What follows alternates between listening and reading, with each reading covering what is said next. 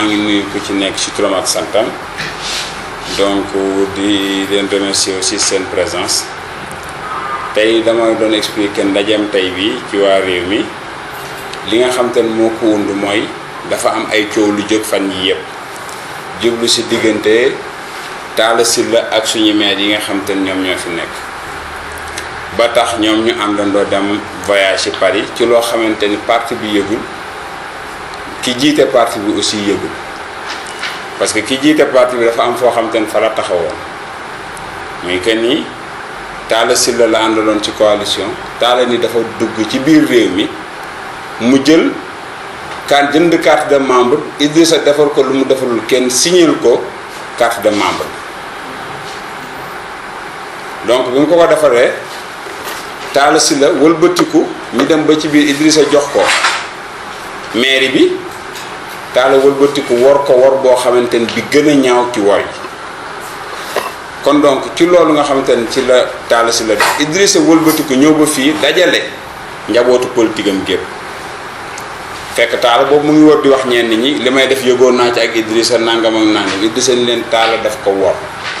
point barre comme tourné na ko le dos Idrissa tourné na la page Talla Sylla Talla wëlbatiku dem ba ci digg campagne porte combat Macky ni ko dinaa la gañeel Idrissa Seck dem ba àgg ci xeex fi fu gën a ñaaw taxaw naan la guerre de Thiès aura bel et bien lieu ni du dem liste nationale départementale lay dem pour gagner Idrissa Seck wan ni Thiès waaye ni Idrissa Seck dem ba ñuy préparer élection yi moom moo organiser wuti ay sabaram wuti sono ni bu ñu paree gagner Idrissa centre de vote moom mooy jiite délégation bi ñëw ba fii abal Idrissa oto bi ko génnal Thiès banañ naka la kooku mën a àggee foofu ak Idrissa àggaguñu fenn ci élection yi ñu ni gannaaw suba la ay meeram yu mu fi fal yu ko war a mën a taxawal parce que ñuy dem ci élection 2019 meeram yooyu dem di gisanteeg Talla Sylla di waxtaan ak moom di tëju ay réunion guddi fu nekk ba tey ñuy ànd di dem France ñenn ñi bi ñuy dem seen billet seen visa dañ leen a ko refuser parce que ba ñuy dem maire bi taxul kenn invité wu leen seen coobare bopp la ñu demee ci initiative wu Talla Sylla parce que AMF invité wu leen amul benn maire kii ville jumelle bu leen invité ñu àndandoo dem Paris parce que bi ñu leen refuser le visa ñàkk jom weesuwul ñu wëlbati ko dem ci Talla pour Talla dina yóbbu leen négocier consul bi pour que ñu dem tukki donc yooyu paramètres yooyu yëpp ñoo taxaw ñu dem ba France amuñu lu ñu fay def lu dul di dajaloo pour bu ñuy ñëw am lu ñu jéem a sëlëmale suñu kanam pour nëbb li tax ñoom ñuy jéem a négocier ak Talla Sylla ak di deal avec Talla Sylla ci lu parti bi yëgul Idriss Seck yëgul donc parce que li nit ñi di wax tax na ñëpp orienté wu ci li nga xamante ni mooy suuf si nga xamante ni moo nekkoon objet seen coow muy lotissement bu Pognane ak lotissement bu route de Dakar 2 parce que yooyu moo juróon coow si seen biir loolu nag tax ñëpp ni Pascal bi mu leen dajalee et tout ça ci loolu lañ doon waxtaan léegi dem nañu Paris ci frais Thiessois parce que Thiessois yee ko fay ci seen moyens yu gàtt kenn invité wu leen pour bu ñu ñëwee jéem a préparer benn projet bu ñu jubóowul woon partenaire neen dañuy defal lii dinañu defal la loolu bu ñu jubóowul woon duñ ko am pour jéem ñoo sëlëmal loo xamante ni Thiessois di ci indi polémique le temps que ñoom ñuy négocier peut-être que seen foncier bi ñeen ji parce que kenn mënatu kaa wet parce que foncier bi dafa juróom coow lu rëy Lamine Diallo ni Pognane moom moo ko moom parce que hérité na ko daf koy séddale taal ni ko doo ko moom maa ko moom ñu ciy am coow ba ciy bind ñii di portable ñii di bind ay ministères Idrissa fii la leen dajale woon neen bu fekkoon maa leen yëf Talla waroo jël initiative di dem di bind kon donc coow loolu amoon ci foncier bi kii naan acte 3 dévolution man la ko jox kii naan joxul la ko Talla dem ba ñuy jiiñ ñun waa réew mi naan ñu foncier bi lañ doon jël di ko jéem a accaparer di ci def lu leen neex moom suuf si dina ko leeral teg ko ci yoon Thiessois jariñoo ci parce que moom suuf bàmmeelam la ci soxla nangam naka la ñuy dilater si loolu autour de si gannaaw Thiessois yi ba pare di ko nëbbu te coow loolu publiquement lañ ko doon def fii donc su amee coow ci loolu nañ ko teg te loolu li ñu leen ciy xaar mooy ñu wax ñu acte 3 bi kan la jox compétence pour que mu joxe ci suuf si d'abord si ñoom ñaareel ba ñu xool est-ce que joxe suuf si parce que aussi loo gis dafa am yoon Dakar am nu mu ko tërale ba xam lalu na ci yoon mooy ba xam procédure yi respecté nañ ko ba xam y a une délibération du conseil pour octroyer leen délibération kii boobu parcelles yi pour que ñu mën ko séddale loolu yëpp bala ñu ci yàgg nañ ñu wax d'abord sur quelle base lañ ko ji octroyé ban mairie ak kan moo ko yor kan moo yor compétence yooyu loolu mooy li nga xam te ne moo ci am solo. beneen bi muy Talla Sylla dañu toll woon ak moom foo xamante ni avant élection yi mu ni woon ñu ko doon laaj compte de gestion parce que ñun waa réew mi li ñu ñor Idrissa muy lépp lu ñuy def dafay leer tegu ci yoon. bi ñu ñëwee ci budget bi dañ ñu ko pendant 4 ans Thiessois yi li ñu dénkoon maire bi ba taxoon ñu jiitale il faut que ñu leeral ko parce que Thiessois xamuñu si rawatina ñun ñi nekk ci biir maire bi ñun ñi la faloo defal ñu compte de gestion yi defal ñu compte administratif mu lànk ngir gestion bu lëndëm ba mu jël fi coow ba Talla bañ a woote budget bi ba délai passé bañ jox ko préfet daal di koy voté xamaguñu ba tey budget bi lan lañ ci voté ak luñ ci voté wul. ñu xëy à notre grande surprise dégg kenn ci suñu maire yi Lamine Diallo dem toog ci rajo daal ni dëgg porte nekk avocat Talla Sylla ni maa ngi wax président Macky Sall 500 millions yi mu diggoon Talla Sylla avance ko 250 millions na ko dolli 250 millions parce que kon sinon du mën a liggéey ñaareel bi nit ñun dañu war a doon complémentarité ndax Talla Sylla war nañ ko mën a jàppale ndax doole mënul def yenn ñun ñoo ko ëpp doole ñun yenn commune Lamine mi jàkkaarloon porté woon combat boobu ak beaucoup de ci suñu biir Lamine ñëw taxaw wax loolu donc loolu lan moo nekk ci suuf donc yooyu mooy problème fondamentaux yi nga xamante ni ñun waa réew mi kenn duñu ci embarqué di ci embarqué Idrissa Seck donc et que ci loolu dañ ciy woo askan bi yëpp pour que ñu taxaw ñu leeral ko parce que yu lëndëm ak dil yooyu demee ñu naan Idrissa Seck est-ce que nekkul ci gannaaw wala Idrissa yëgul tinul jegewul lépp lu Talla Sylla laal Idrissa Seck bokk ci il faut que ça soit clair d'abord. beneen bi nga xamante ni mooy ci coow li liñ ciy dugga mooy leeral benn bi mooy kenn invité wu leen d'abord parce que AIMF bi organisé bu leen invité woon du ñu génn Paris te logement ba ñu am ñu ngi ko am ca banlieue Paris ba appartement ñoo ca bokk dëkk muy benn donc ñaareel bi prétexte bi ñuy di recevoir di publier avec mairie Sergi invité wu leen parce que mënuñu une publication bu leen Sergi invité AIMF 5 maires ñoo fi inscrits au Sénégal c'est la ville de Thiès ville de Dakar Ziguinchor Kaolack et Saint-Louis donc yeneen communes yu ndaw yi amuñu ci bokkuñu si ndax bu ñu si bokkoon maire yi du ñu am invitation AIMF ambassade France di leen refuser le visa dans un premier temps avant que ñuy négocier pour ñu jox leen kon donc pour leeral que luñ ci mënul comme prétexte bokkul beneen bi nga xam te ne moom lañ si dolli muy ce qui se passe à Thiès sur le foncier. C'est extrêmement grave et que loolu dinañ si jóg ci dynamique boo xam te ne dinañ inviter les organisations fa société civile yépp yi nekk ci biir Sénégal invité ci parti politique yi nga xam te ne biir Sénégal Thiès yi nga xam te ni njariñu Thiès ak lu jëmale Thiès kanam moo leen ñor ak mouvement citoyen yi organisation yooyu citoyenne ñoom ñëpp dinañ leen invité saisir le forum civil yi nga xam te ne ñoo nekk biir Thiès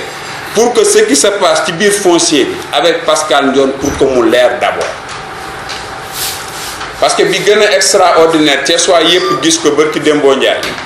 pendant ces dernières années muy terrain bi dend ak mairie ouest Pascal Ndione jël ko di ko tabax te léegi nëbbatootu ci di ko tabax devant tout le monde te foofu mairie bi à part mairie ba la fa nekk yëpp espace boo xam te ne askan wee ko bokk Pascal dagg ca la ko neex occupé ko moom kese tabax ko nu mu ko neexee te li gën a grave ci tabax bi mooy que ni daf koy utiliser mairie ndoxu mairie ba lañ koy tabaxee Aliou Sow le maire de Ouest moo dagg buntu diggante mairie bi ak bâtiment Pascal bi ñuy branché robinet bi di ko tabaxee bâtiment Pascal donc askanu Thiès ñooy tabaxal Pascal loolu Pascal nekk ci dëkk bi foo tourné ñun la lii Pascal moo ko moom lii Pascal moo ko moom ci loolu dañ ciy saisir ñooñu ñëpp pour que une information judiciaire ñu ubbi ko parce que am na lu ñu mettre sur place entre Pascal Ndione et ses maires muy benn commission di recenser nee nañ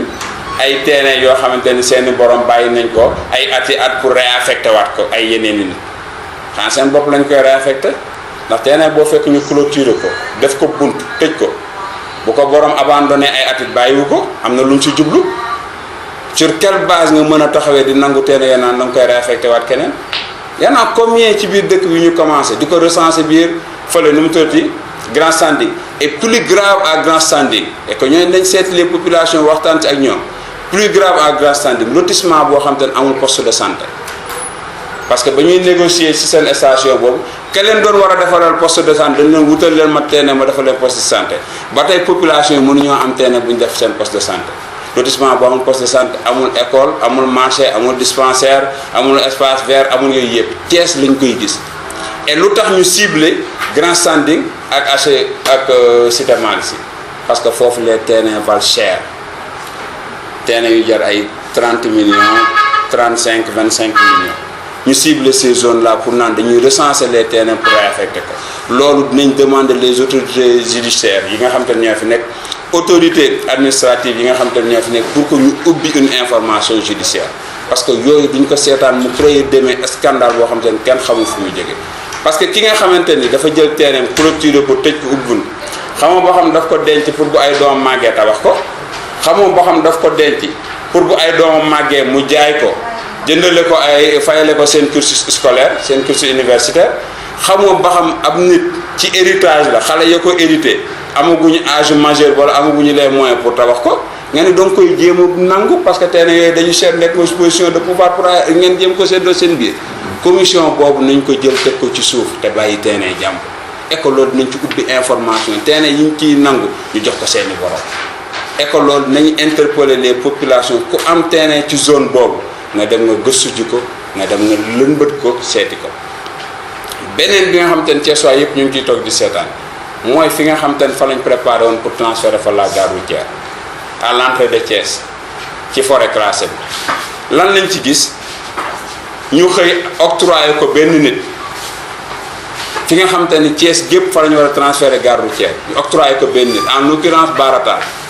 sur quelle base nañ ko octroyé et puis forêt classée la woon mu jël ko accaparé ko moom kese clôturer ko gas fa ay kiwam pour préparer ay système di ko jaay ci forêt classée te ñu waroon fa transférer la gare routière Thiès waay ñépp ni teg autorité politique yi ñépp ni teg kenn waxul alors que suñu gare routière bi fi ñu toll mi ngi commencé xat ndax bu week-end jotee pour nga génn diggante boobu tu fais minimum 1 heure de temps tout kenn mënatu faa jaar donc question yooyu nga xam te ne Thiès waay yépp seen intérêt général la loolu la ñuy jéem a taxaw avec ñi nga xam te ne ñoom ñoo fi nekk certes nag coow li dina bari par rapport ak fi ñu jëm mais ñun li ñu intéressé mooy lu jëmale Thiès kanam li ñuy intéressé mooy li nga xam te ne Idrissa namoon na ko biir Thiès définir ko commencé ko parce que au niveau de la ZAC lan moo fa am boo gisee ZAC ba numéro ya fa nekkoon ci kii bu njëkk ba parce que ñun ñoo doon def terrassement ba ZAC bi defar ko c'était des parcelles de 300 mètres carrés et des grands standings de 400 et de 500 mètres carrés zone grand standing bi ay kilifa ñoom ñoo fa dëkk parce que ñoom ñoo moom terrain yi foofu le préfet IA donc directeur administration territoriale et tout ça parce que ñoom ñoo dëkk foofu mais beneen zone bi nga xam te ne mooy Mbombaay ga ñu del parcelle 300 mètres carrés dagg ko def ay doublons les numéros sur quelle base réaffecté ko ay nit ñuy signé ay réaffectation en n'en plus finir Thiès waay ni nemm kenn waxul gars yi di def lu neex ci dëkk bi personne du wax parce que tout simplement da ngay nekk position boo xam te ni da ngay ànd ak le pouvoir tu en profites pour faire ce que tu veux demain il nous laisse avec des conséquences yoo xam te ni ñun duñu xam fan lañ koy waxee Thiès ak espace bi fi nekk lan la Thiès doyee ay terrain de 150 mètres carrés 175 mètres carrés fan la ci am terrassement yi ñun ñoo ko doon def chantier de Thiès ñun ñoo ko doon contrôler kon fu ma waxee ni étude fële gare routière bi xam nañ ci dara et Baratal nekkoon ci biir xam ni foofu la ñu war a transférer gare routière il accepte que ñu jox ko mu koy utiliser alors que Thiès gépp a ko bokk question yooyu la ñuy taxaw ñu invité si ñëpp pour que ñu régler ko mu féete boor parce que du ñu nangu nit nga utiliser sa position de pouvoir wala nekk en position boo xamante ni loo def wala lu la neex mën nga ko def dara du la ci fekk nga ciy def loo xam te ne ëllëg tu laisses les conséquences à des générations pour que ñu ñëw di pâtir Thiès ñun ñoo ko bokk ñun ñoo ko moom kenn moomu ko parce que nous sommes des jeunes demain ñii dañuy dem et plus grave ñu koy def ñëpp dëkkuñu Thiès mais li gën a metti mooy Thiès waay yi ñuy àndal di leen utiliser pour di ko def Thiès waay yooyu ni nemm ndax lañ cay am pour di ko def seen tool c'est ça le plus grave donc loolu la ñuy jéem a taxaw xeex ko dénoncer ko inviter ci toutes les organisations citoyennes ñëpp nag ñu àndandoo daal di taxaw pour défendre les intérêts des Thiessois ñu delloo Thiès li nga xamante ni Thiès waa ñoom ñoo ko moom loolu mooy li nga xamante ni c'est l'objectif de notre rencontre aujourd'hui. Premièrement, clarifier que ni li maire yi def avec Talla Sylla Idrissa n'est ni de près ni de loin mêlé à ça. Le parti Rewmi n'est ni de près ni de loin mêlé à ça. Que ça soit clair d'abord. ñaareel bi la ñuy def sur ces questions foncières et tout ça bu fekkee moom moo ko wundu dinañ taxawaay boo xam te ne dinañ ko def pour intérêt général bi taxaw ci parce que duñu nangu kenn ngeen koy jéem a accaparer di ko utiliser loolu mooy coow. Parfum de deal aux abords de la Seine à Paris. Le Rewmi de Thiès, soucieux comme à l'accoutumée de la bonne marche des institutions décentralisées et de la bonne gouvernance, et ici préfet de constater que ceux à qui Thiès a confié son destin par l'entremise du président Idrissa Seck se sont illustrés de la plus mauvaise des manières en initiant des rencontres secrètes avec l'ennemi juré des Thiessois et du président Idrissa Seck, en l'occurrence M. Talla Sylla et M. Pascal Ndiol. Parce que ce sont eux qui avaient déclaré la guerre à Idrissa Seck. Le maire de la ville et le chef du centre des services. En effet, les maires rewmistes des 3 communes, Nord, Est et Ouest, ont décidé de leur propre gré d'entamer des négociations avec le maire de la ville, Talla Sylla, qui, en pleine alliance avec le président Idrissa Seck, l'avait trahi de façon ostentatoire, insolente et très lâche. C'est donc dire que les militants et responsables de Rewmi, de Thiès, considèrent les actions de ces 3 maires de fractionnistes et susceptibles de fragiliser les bases du parti à Thiès. Ce parfum de deal loin de Thiès, aux abords de la Seine, offre les effluves d'un partage de parcelles de terrain et autres privilèges sur le dos des Thiessois. Ces dealers modernes ont utilisé les modestes moyens des Thiessois pour faire un onéreux voyage sans la moindre invitation d'une ville partenaire. Ce déplacement ne saurait être motivé que par la boulimie foncière qui taraude leur esprit. Des interrogations méritent d'être posées. Qui, l'acte 3 de la décentralisation, confère les prérogatives de distribuer des parcelles à Thiès d'abord? Ça, c'est la première question. La deuxième question, c'est qu'est-ce qu'il y a de si important pour motiver les maires de voyager en compagnie avec Talla Sylla sans en informer le président Idrissa Seck? Autant de questionnements qui laissent sous-entendre une volonté de trahir le président Idrissa Seck, une volonté de se sucrer sur le dos des Thiessois. Nous souhaitons l'ouverture d'une information judiciaire sur les réaffectations des parcelles dont une commission a été déjà mise sur place par les receveurs et les maires. Sur les lotissements aussi de Thiès qui sont en train aussi d'être bouclés, ou même presque bouclés, et sur la déclassification de la forêt classée. Parce qu'on voit des gens qui commencent à se partager la forêt classée. Je pense que c'est sur ces questions qui méritent que les Thiessois demandent une ouverture d'une information judiciaire. Donc, fait à Thiès le 18 octobre 2017, Rewmi de Thiès. Donc, au-delà de la dénonciation, on compte saisir les organisations citoyennes, comme le Forum civil, les personnes aussi thiessoises, soucieuses aussi des préoccupations des Thiessois, pour que d'abord qu'on se conforme à la légalité d'abord. Parce que d'abord, toute action aussi est définie par des textes et des lois.